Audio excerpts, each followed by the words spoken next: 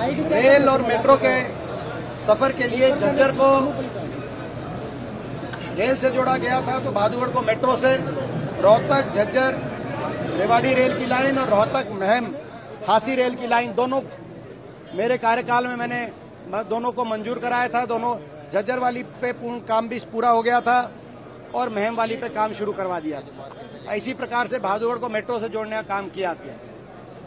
इसके अलावा उद्योग के माध्यम से 4 बड़े औद्योगिक पार्क उस समय स्थापित किए गए थे। IMT Rohtak, footwear park Bahadurgarh, Reliance Amity, Reliance Jhajjar के अंदर, और 30 से ज्यादा बड़े उद्योग Maruti, Panasonic, Yokohama, Denso, Amul, Aisin जैसे 30 से ज्यादा बड़े उद्योग रोहतक में आए थे। मेरा सवाल ये है कि सब हमको ये बताना पड़ रहा है कि हमने किया था अपने कार्यकाल में, और ये भी बताना पड़ रहा है कि अब आगे क्या करेंगे, मगर मौजूदा सांसद ये बताएं कि क्या एक भी कोई स्कूल, कॉलेज, अस्पताल इनके कार्यकाल में रोहतक लोकसभा क्षेत्र में ये बनवा पाए? क्या 1 इंच भी मेट्रो को आगे बढ़ा पाए? क्या एक भी बड़ा कोई औद्योगिक क्षेत्र लगा पाए, कोई थर्मल का कारखाना लगा पाए? कोई एक काम भी रोहतक लोकसभा क्षेत्र के लिए मौजूदा सांसद बताएं।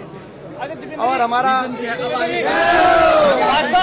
के लोग ये कह रहे हैं कि गुमराह करके, और हमारा देखो, हमारा जो आगे विकास के रफ्तार आगे दोबारा से जो इस सरकार में विकास की रफ्तार, विकास की पट्टी से उतर गया हरियाणा प्रदेश और रोहतक लोकसभा क्षेत्र।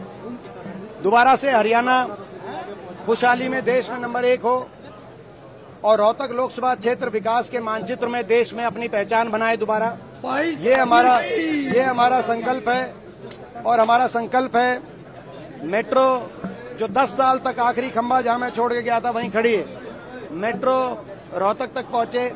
झज्जर के अंदर एक विश्वविद्यालय संत गुरु रविदास जी के नाम से एक विश्वविद्यालय झज्जर में स्थापित हो। कोसली के अंदर एक IMT बड़ा औद्योगिक क्षेत्र, industrial model township Manesar IMT के तर्ज पर कोसली में को स्थापित हो। हमारा संकल्प है बहादुरगढ़ में रिंग रोड बने, चारों तरफ से बाईपास बने और बहादुरगढ़ आने वाले समय में एक बड़ा महानगर का रूप ले। हमारे हर विधानसभा क्षेत्र को संबंधित हमारा एक घोषणा पत्र भी हम जारी करेंगे, जो हम संकल्प लेते हैं, जो काम किया था काम करेंगे। किसी भी उम्मीदवार को का चयन करने के लिए 2 महत्वपूर्ण पैमाने होते हैं, उसका काम और उसका आचरण, सार्वजनिक जीवन में उसका आचरण। मेरा काम भी रोहतक लोकसभा क्षेत्र और प्रदेशवासियों के सामने है। मेरा इन वर्षों में आचरण भी लोगों के सामने है। मैं रोहतक लोकसभा क्षेत्र के अपने सभी मतदाताओं से मैं कहना चाहता हूं, अगर काम और आचरण की कसौटी पे अगर मैं उनकी आत्मा गवाही दे कि मैं खरा उतरा हूं, तो वो मेरा साथ दें। आने वाले समय में मैं उनका मान सम्मान देश में बढ़ाने का काम करूंगा। राहुल गांधी और प्रियंका गांधी आ रहे हैं रोहतक कभी? राहुल गांधी और प्रियंका गांधी आएंगे प्रचार में? देखिए, प्रचार में जो भी हमारे शीर्ष नेतृत्व है, जैसे किसी कोई जब कार्यक्रम बनेंगे आपको बताएंगे।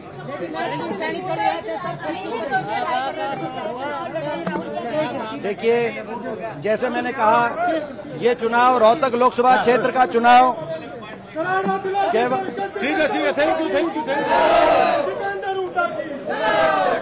तो भाई रोको एक बार, ये चुनाव रोहतक लोकसभा क्षेत्र का चुनाव केवल एक सांसद बनाने का ही चुनाव साबित नहीं होगा।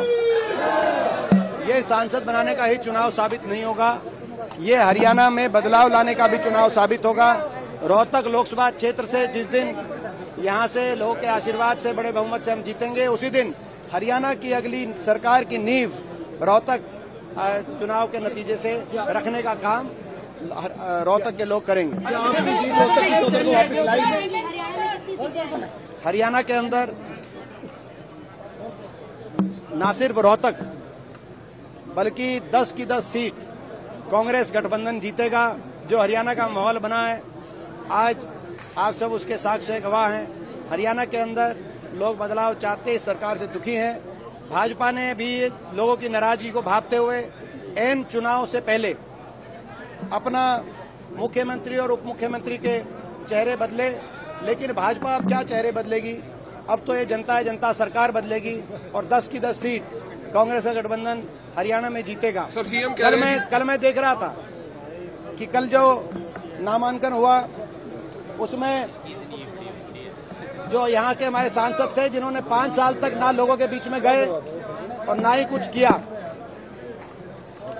उन्होंने उम्मीदवार के रूप में राजनाथ सिंह जी के आगे कहा कि यहाँ सैनिक स्कूल स्थापित किया जाए। लेकिन उनसे क्या उम्मीद की जाए जिन्होंने सैनिकों को ही अग्निवीर बना दिया।